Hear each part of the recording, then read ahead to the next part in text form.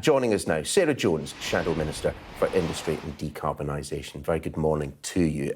Shall we start with that Prime Ministerial trip to the G20? What does Rishi Sunak need to have at the top of his agenda to achieve during this summit?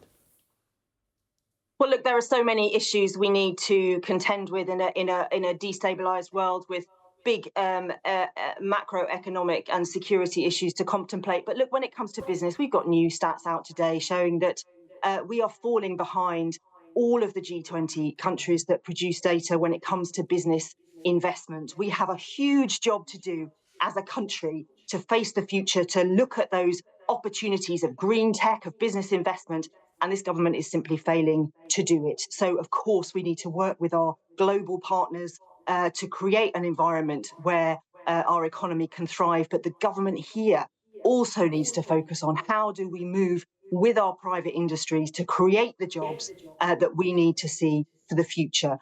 We've had a decade of low growth, of flatlining wages.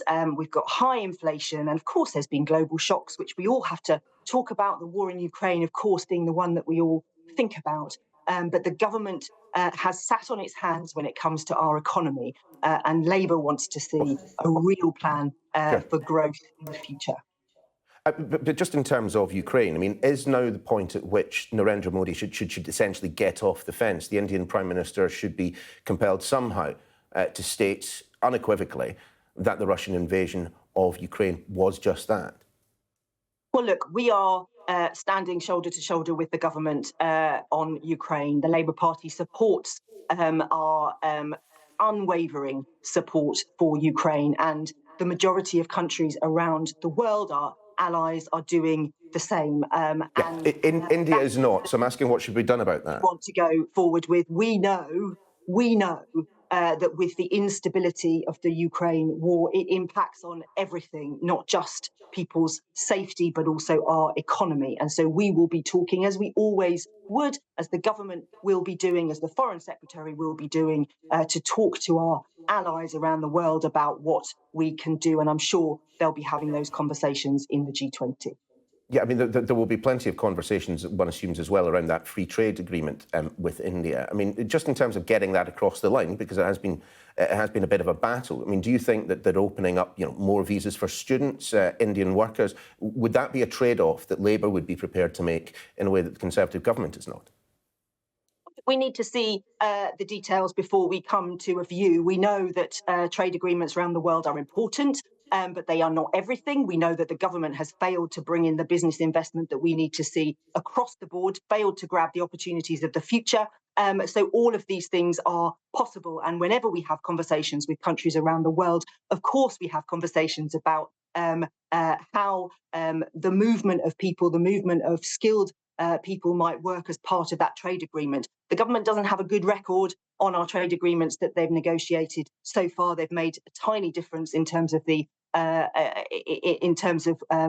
looking forward and how our GDP is going to be affected. What's more important is the levers that they pull here to bring business to our country to invest. So it's important, of course it is. They don't have a good track record. Labour has a plan to grow the economy that's based on stability and fiscal responsibility, which will mean that our businesses and our economy can grow. Sure. Labour also has some fairly pointed words for the Prime Minister as he heads to India. I'm seeing from the press release put out by Labour this morning that the Shadow Foreign Secretary of all people, David Lammy, saying this: Rishi Sunak arrives at the G20 as a minnow on the global stage. I'm just wondering, in what sense is the Prime Minister of Great Britain and Northern Ireland a minnow? Or is it simply the case that someone in the press office has once again decided to make a comment about the Prime Minister's height? People will make their own minds up about whether over the last decade they think our country has improved its public services, improved its economy, improved its standing on the world stage.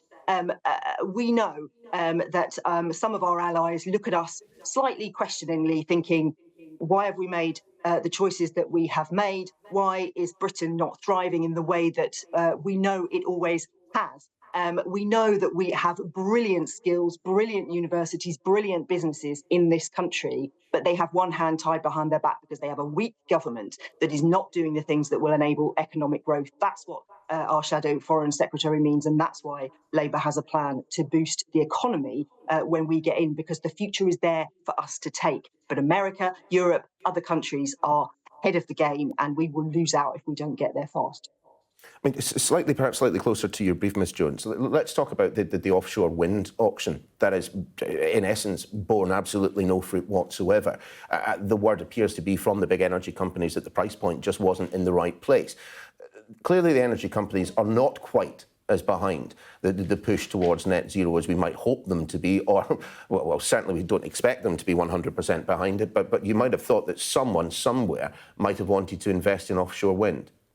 I think that's the wrong interpretation of what's happened here.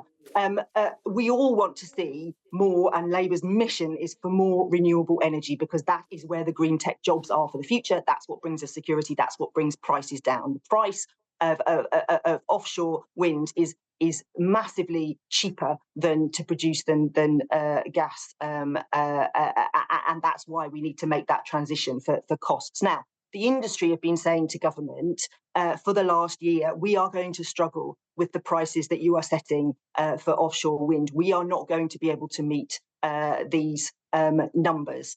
And Ireland has adjusted their numbers so that they have seen investment. This government has sat on its hands, hasn't listened, and this is the response. It's an absolute disaster for this country. The way to bring our prices down for energy, the way to make our country secure, the way to create those jobs of the future is to have renewable energy. And this offshore wind is supposed to be the jewel in the crown for this country's energy production. It is a crying shame that the government didn't listen to industry and act before we got to this point. Sarah Jones, great to have you on the programme this morning. Thanks for your time. Thank you.